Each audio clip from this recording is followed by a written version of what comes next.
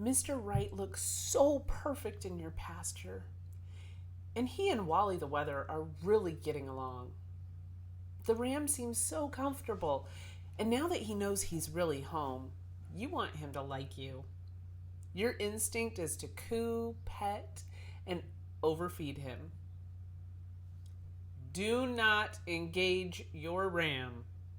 I repeat, do not engage your ram. Be pleased that he is standing in your field, take tons of photos to post on social media, and leave it at that.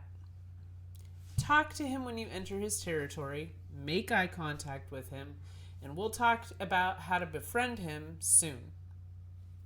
Now, every time you enter a ram's space, every time, without fail, carry a crook, a bucket, or a hefty stick. Always carry your cell phone and never ever turn your back. You must be mindful of and respect the power of a ram at all times. Small rams like Shetlands will hit you in the knees. One strike can actually break your kneecaps, and once you're down, you are unable to defend yourself. Larger rams outweigh you, and they will hit with a greater amount of force, even if they're polled, usually in the kidneys. Even if a ram doesn't knock you to the ground, he can cause internal trauma. Likewise, rams need to be mindful that you are the boss, and they should respect you. They should know your personal boundaries and never cross the line. They should always lift their chins to receive affection, be it treats or scratches. Basically, to love a ram is to engage in this mutual respect.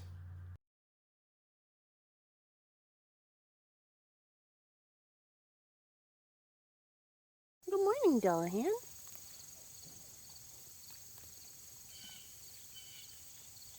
How are you? Hello, Titus. You're a big old scratch hog, aren't you? Good boy. Throughout this course, I've spoken about mutual respect and how sheep learn from one another. What can we learn from sheep that can help us respect our rams? Sheep have one cardinal behavioral rule. It transcends gender, age, breed, and flock of origin. Translated into human English, it is, don't touch my head. Sheep are prey animals. Their only means of defense are to flee or headbutt. What happens if we grab a sheep's leg? It kicks and attempts to flee. So what happens if we touch a sheep's head? Logically, it headbutts. Touching a sheep's head is the same as you putting your hand in a stranger's face or touching their hair. Their instinct would be to recoil or slap your hand away.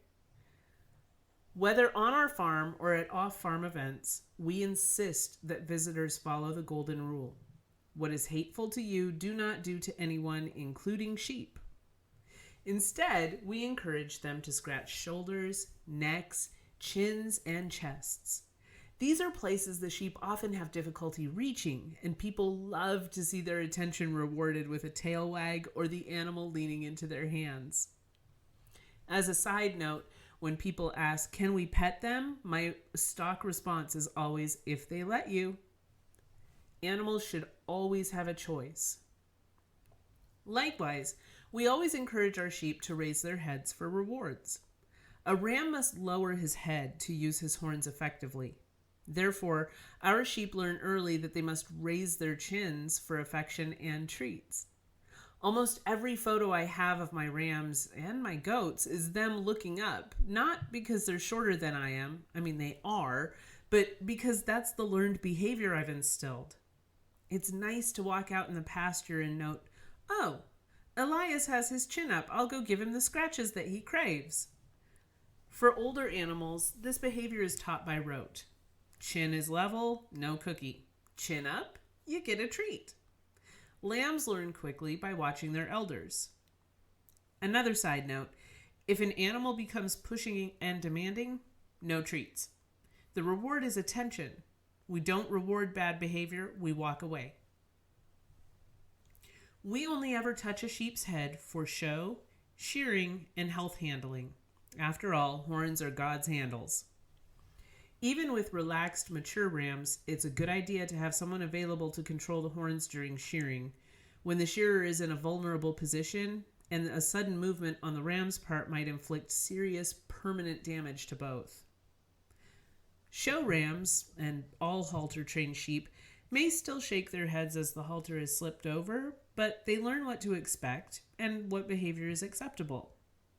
We also wash and oil rams' horns prior to show, and we pick off any vegetable matter that might be on their heads.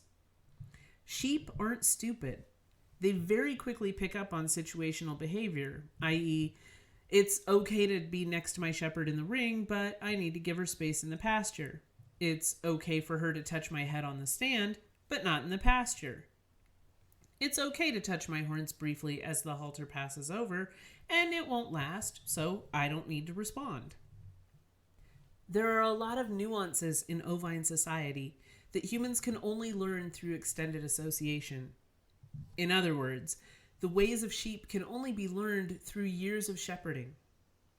If possible, spend some time watching an integrated flock and a flock of rams.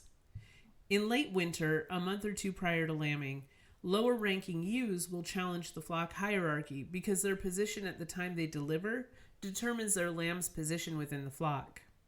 That is, their ability to get the best resources, to have access to the mineral block first, to sleep under the best tree, to get the most attention. When the lambs are a couple of months old, they'll begin to tussle with one another. It's fairly common to see older rams engage in play battles with the young lambs, with no risk of injury on either side.